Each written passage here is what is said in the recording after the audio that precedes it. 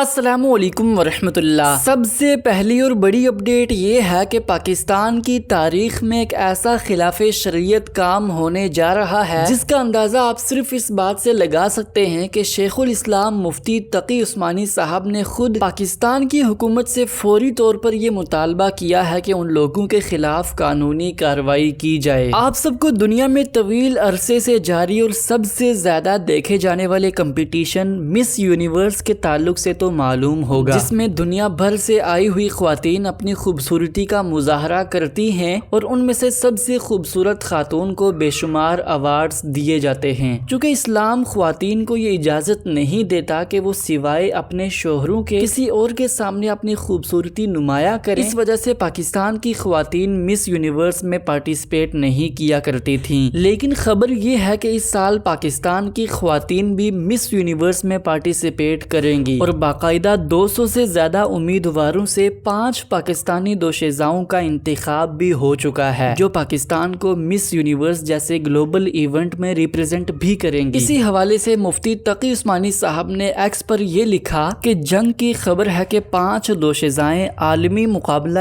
حسن میں پاکستان کی نمائندگی کریں گی۔ اگر یہ سچ ہے تو ہم کہاں تک نیچے گریں گے؟ حکومت اس خبر کا فوری نوٹس لے کر کارروائی کرے اور کم از کم ملک کی نمائندگی کا تاثر زائل کرے۔ یقیناً اس ٹویٹ میں مفتی تقی عثمانی صاحب نے پاکستان کی خواتین کا مس یونیورس میں پارٹیسپیٹ کرنے کی سخت مذمت کی ہے اور ہونا بھی چاہیے کیونکہ یہی ہمارے دین کا تقاضا بھی ہے۔ لیکن ہوا کچھ یوں کہ مفتی تقی عثمانی صاحب آئے تو تھے پاکستانی حکومت سے کارروائی کرنے کے مطالبے کے لیے، لیکن لوگوں نے ہی ان کو ایکسپوز کر دیا۔ آپ سب کو یہ معلوم ہوگا کہ مفتی تقی عثمانی صاحب پاکستان میں ہونے والے ظلم و ستم پر اکثر خاموش رہتے ہیں، چاہے وہ ظلم و ستم خواتین پر کیا جا رہا ہو یا پھر مائنورٹیز پر۔ اسی چیز کو مدعا بنا کر لوگوں نے وہاں پر مفتی صاحب کو ہی ٹرول کر دیا۔ ایک شخص نے یہ کمنٹ کیا کہ مفتی صاحب صرف فحاشی کی خبریں ڈھونڈتے رہتے ہیں اخبار میں، پاکستان میں ہونے والے ظلم کی خبروں پر ان کی آنکھیں نہیں ٹھہرتی۔ ایک شخص نے یہ کمنٹ کیا کہ خواتین کو دن دہاڑے اٹھا لیا جاتا ہے، ماؤں کے پاس کھانے کو خوراک نہیں کہ وہ اپنے بچوں کو دودھ پلا سکیں۔ اس وقت ہم نہیں گرتے مولوی صاحب۔ ان کے علاوہ بھی بہت سے لوگوں نے وہاں پر مفتی صاحب کے حوالے سے اپنے تحفظات پیش کیے ہیں۔ یہ تھی پہلی اپڈیٹ۔ اب بات کرتے ہیں دوسری اپڈیٹ کے بارے میں۔ دوسری اپڈیٹ یہ ہے کہ ریسنٹلی انجینئر محمد علی صاحب سے ایک پوڈ کاسٹ کے دوران یہ سوال کیا گیا کہ بابا بلے شاہ صاحب کا جنازہ تو لوگوں نے پڑھنے نہیں دیا تھا، تو آپ کی وفات کے بعد آپ کے مخالفین آپ کی نماز جنازہ کے ساتھ کیا کریں گے؟ بلے شاہ کا جنازہ نہیں ہونے دیا تھا انہوں نے، مجھے کیا لینا دینا، وہ بھی میرا سوال یہ ہے نہ کی کریں گے؟ نہیں، جنازے کے ساتھ تو کوئی تعلق ہی نہیں اس کا۔ اس کی وجہ یہ دیکھیں، ابو ذر غفاری کے جنازے میں آلموسٹ 4 یا 5 لوگ تھے، اتنے بڑے صحابی تھے۔ جنازہ کوئی دلیل نہیں ہے۔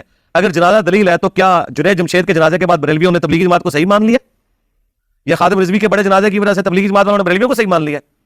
اور مولانا مودودی کا جنازہ تو سب سے بڑا ہوا تھا، قذافی اسٹیڈیم بھرا ہوا تھا اور باہر بھی تھے، ٹھیک ہے؟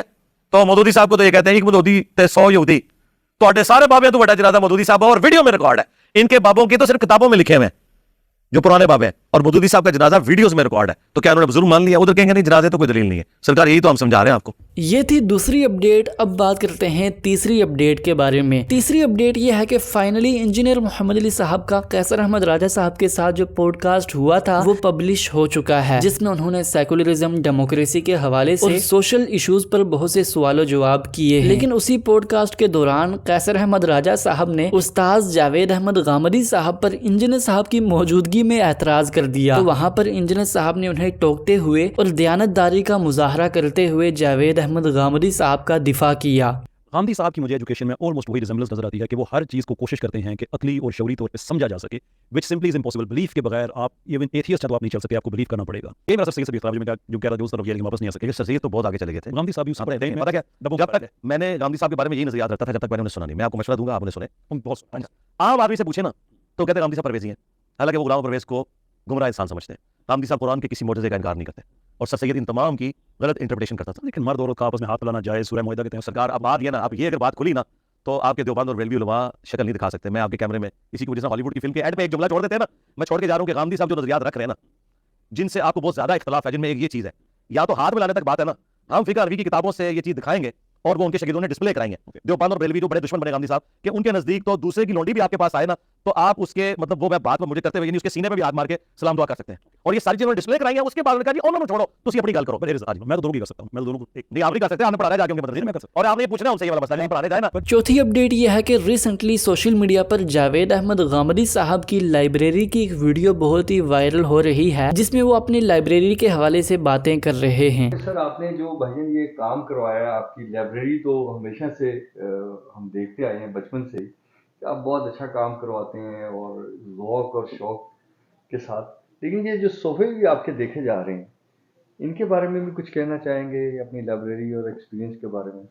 یہ مجھے کوئی اس کی مناسبت سے صوفہ مل نہیں رہا تھا, پھر میں نے اس کو خود ڈیزائن کر لیا. یعنی یہ جو فریم ہے یہ سارا آپ نے خود ڈیزائن کیا؟ میں نے پھر اپنی لائبریری کے لحاظ سے اس کو خود ڈیزائن کیا اور وہ صوفہ لے کے اس کے فریم کو ختم کر دیا اور اس کی جگہ یہ دوسرا فریم رکھ دیا. اور بھائی یہ سارا لائٹنگ وغیرہ اس کا جو نالج ہوتا ہے اس کے اوپر اثر بھی ہوتا ہے؟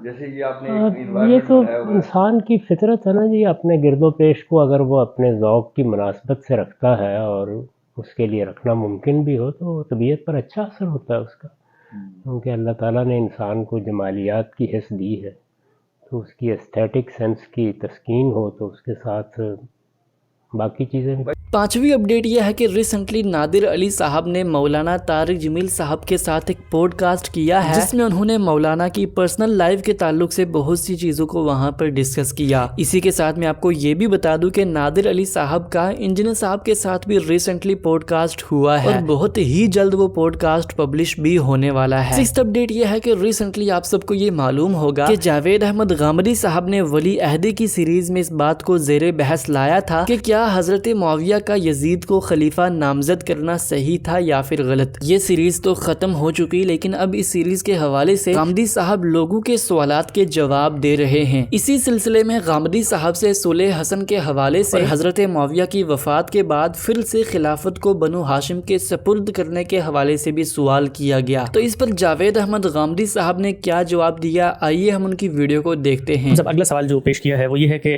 صلح حسن کا آپ نے ذکر کیا, ہماری گفتگو میں زیر بحث ہے, اگرچہ وہ کوئی تاریخی مسودہ نہیں ہے جس پہ باقاعدہ شکیں ہم تک اسی طریقے سے منتقل ہوئی, لیکن سوال یہ پوچھا گیا ہے کہ ہر معاہدہ جو ہو رہا ہوتا ہے وہ ایک خاص زمانے کی کانوٹیشن میں ہوتا ہے, تو صلح حسن کی کیا یہ خاموش شکیں نہیں تھی کہ چلو اس وقت امیر معاویہ حکمران بن رہے ہیں, اس کے بعد جو ہے یہ جن لوگوں کا حق تھا, جن سے جنگیں ہوئی, جن کے ہزاروں لوگ شہید ہوئے, ان کے یہ سپرد کر دی جائے گی. کچھ کرٹسی سیاست کے میدان میں بھی ہوتی ہے جب دو فریقین آپس میں صلح کرتے ہیں, معاہدہ کرتے ہیں, تو صلح حسن کی کچھ سائلنٹ شکیں یہ نہیں تھی کہ جی اب میں کرتا ہوں میرے بات چلو پھر تم آ جانا. یہ خاموش شکیں کیا ہوتی ہیں, یعنی اس خاموشی کی وجہ کیا تھی؟ یہ خاموشی تو صرف کنواری عورتوں کے بارے میں جائز رکھی گئی ہے کہ وہ اگر خاموش بھی رہیں تو یہ مان لیا جائے گا کہ وہ راضی ہیں. یعنی معاہدات جب کیے جاتے ہیں تو اس میں ہر چیز لکھی جاتی ہے, تو وہ معاہدہ تاریخ سے نکال کے پیش کر دیا جائے, کسی مستند جگہ سے نکالیے اور پھر بتائیے کیا معاہدہ تھا اور یہ کیا چیز ہے. یعنی اس میں یہ بتایا جا رہا ہے کہ کسی دوسرے فریق کا حق تھا. حق کس بنیاد پر قائم ہوتا ہے؟ یعنی حق یا تو امرہم شورا بینہم کی بنیاد پہ قائم ہوگا, اور یا فاتحین جیسے اپنا حق قائم کیا کرتے ہیں اس طرح قائم ہوگا. اس کے سوا حق قائم ہونے کی اور کیا چیز ہے؟ یعنی فاتحین کے ہاں بھی 10 سوالات پیدا ہوں گے کہ ان کا حق کیسے قائم ہوا ہے. تو حق قائم ہونے کو پہلے واضح کیجیے نا. حق تو دین کے نصوص سے واضح ہوگا, حق کسی عرف کی بنیاد پر قائم ہوگا. حق کیسے قائم ہو گیا؟ دو فریقوں کے درمیان ایک معاملہ ہے, اس معاملے میں ایک فریق نے یہ اندازہ کر کے کہ ہمارے لیے اب جنگ جاری رکھنا موزوں بھی نہیں ہے اور ممکن بھی نہیں, معاہدہ کر لیا اور اپنی دستبرداری کی دستاویز پر دستخط کر دیے. یہ معاملہ ہو گیا. اس کے بعد 20 سال گزرے اس پر. اس 20 سال کے عرصے کے دوران میں, 20 سال معمولی مدت نہیں ہوتی, اس 20 سال کے عرصے کے دوران میں نہ کوئی معاہدہ زیر بحث آیا, نہ اس کی کوئی شک زیر بحث آئی. پھر یہ یاد رکھیں کہ یہ بیعت بھی فوراً بعد نہیں لی گئی کسی شخص نے اٹھ کے لی ہو, اس میں 3-4 سال آخر کے زیر بحث رہا ہے معاملہ. تو اس میں معاویہ رضی اللہ عنہ کے پاس جا کے بتانا چاہیے تھا کہ ہمارے ساتھ معاہدے کی نوعیت یہ ہے, اس میں یہ خلاف ورزی ہو رہی ہے. اس طرح کی کوئی چیز نہیں, یہ محض تبادلہ افسانے ہیں, تاریخی حقائق اس کے بالکل خلاف ہے. یہ تھی آج کی ساری اپڈیٹس. ملتے ہیں اسی طرح کی نئی اپڈیٹس کے ساتھ, تب تک کے لیے اللہ حافظ.